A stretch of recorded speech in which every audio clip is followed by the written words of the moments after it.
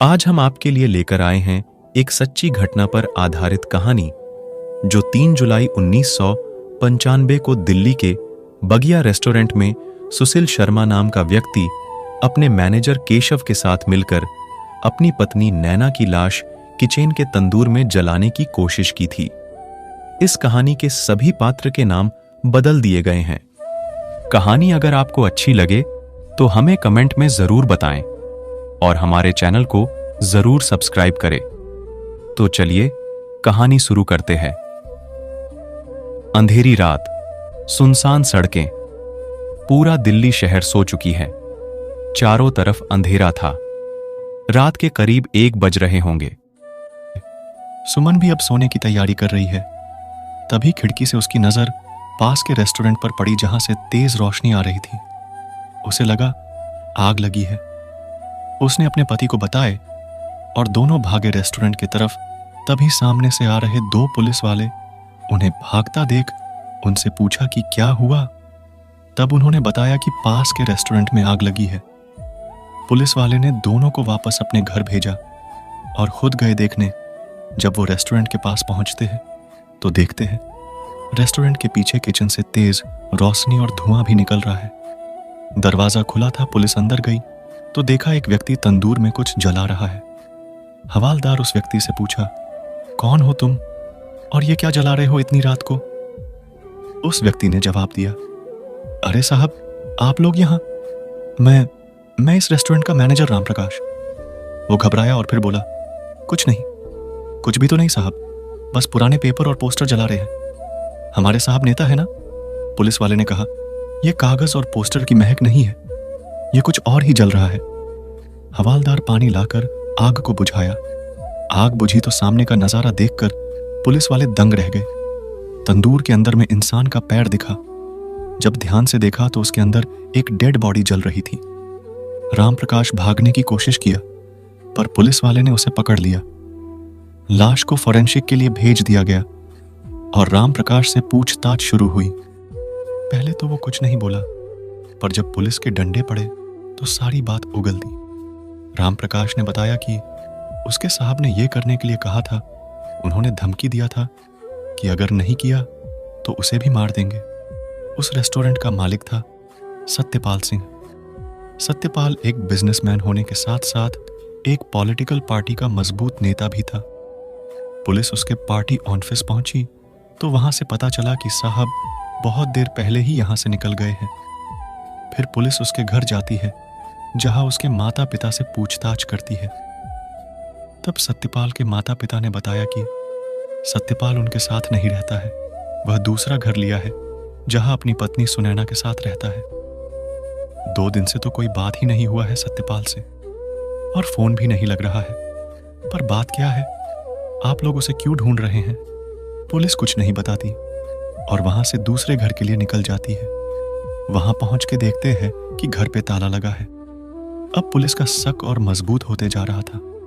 आश पड़ोस के लोगों से पूछने पर पता चला कि जब वो पति पत्नी था आए थे तब तो बहुत प्यार से रहते थे, पर उसके बाद हर रोज लड़ाई झगड़े की आवाज घर से आने लगी।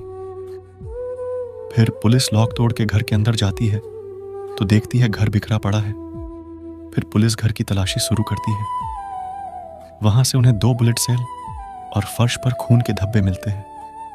पुलिस को शक होता है या तो सत्यपाल ने अपनी पत्नी सुनैना को मार दिया है या उन दोनों ने किसी लड़की को मार के फरार हो गए हैं।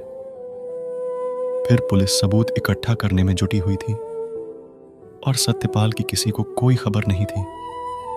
पुलिस सत्यपाल के घर का फोन कॉल डिटेल निकलवाती है तो उसमें उन्हें पता चलता है कि आखिरी के 2 कॉल किसी मोहसिन नाम के आदमी को किया गया है और एक कॉल 1 घंटे से भी ज्यादा चला है। पुलिस जांच करती है तो पता चलता है मोहसिन उसी पॉलिटिकल पार्टी का कार्यकर्ता है जिसमें सत्यपाल नेता है। पुलिस मोहसिन को पकड़ती है और थाने लाकर पूछताछ शुरू करती है। मोहसिन बताता है वो और सुनैना कॉलेज से ही साथ हैं, फिर दोस्ती प्यार में बदल गई। उसके बाद दोनों ने साथ में पार्टी ज्वाइन किया।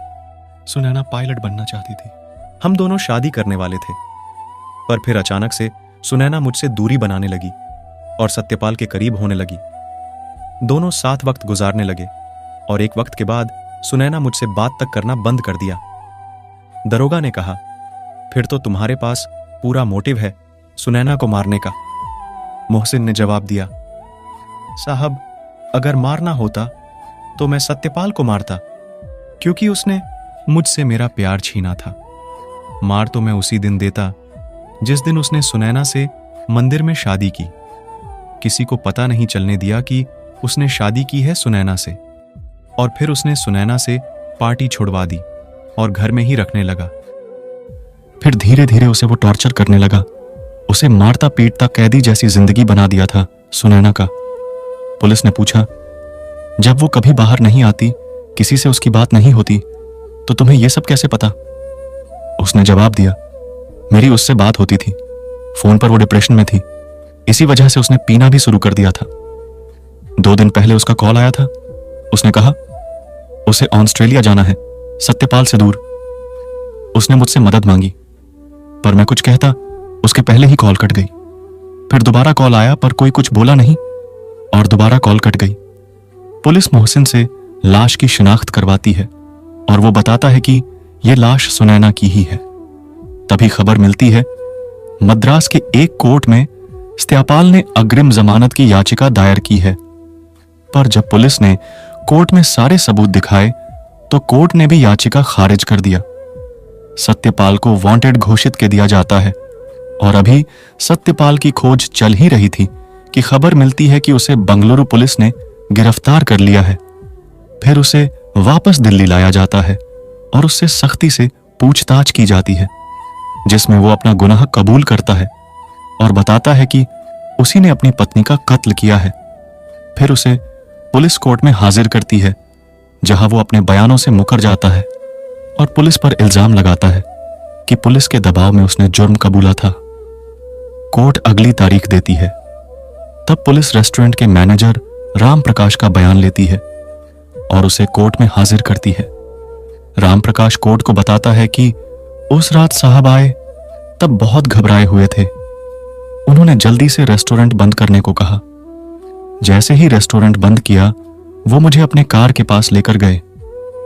वो कार का दरवाजा खोल के उसमें से प्लास्टिक में लपेटी एक लाश निकाला और उन्होंने धमकी दिया कि उन्होंने अपनी पत्नी को मार दिया है और इसे ठिकाने लगाने में मदद करे, वरना उसे भी मार देंगे। फिर उन्होंने रेस्टोरेंट के सारे घी और तेल मंगाया और लाश को तंदूर में डाल दिया। उसके ऊपर से तेल और घी डाल दिया और आग लगा दिया। फिर वो वहां से चले गए और मुझे बोला, जब तक लाश पूरी तरह ना जल जाए यहां से हटना मत। तभी वहां पुलिस आ गई और मुझे गिरफ्तार कर लिया। फिर सारे सबूत और गवाह देख सुनकर कोर्ट ने सत्यपाल को फांसी की सजा सुना दी। उसके बाद सत्यपाल ने हाई कोर्ट में अपील की, वहां भी उसे फांसी को बरकरार रखा गया। फिर उसने सुप्रीम कोर्ट में अपील की, जहां पर उसकी सजा को उम्र कैद में तब्दील कर दिया गया। फिर 23 साल बाद दिल्ली उच्च न्यायालय ने सत्यपाल को 18 दिसंबर 2018 को रिहा कर दिया। नोट, ये कहानी एक सच्ची घटना जो 3 जुलाई 1995 को दिल्ली के बगिया रेस्तरां में हुए तंदूर हत्याकांड पर आधारित है। आपको ये कहानी कैसी लगी हमें कमेंट में जरूर बताएं और हमारे चैनल को जरूर सब्सक्राइब करें। इससे हमें और मोटिवेशन मिलेगा और हम और भी रोचक और मजेदार सच्ची घटनाओं पर आधारित कहानियां आपके लिए लेकर आएंगे। धन्यवाद।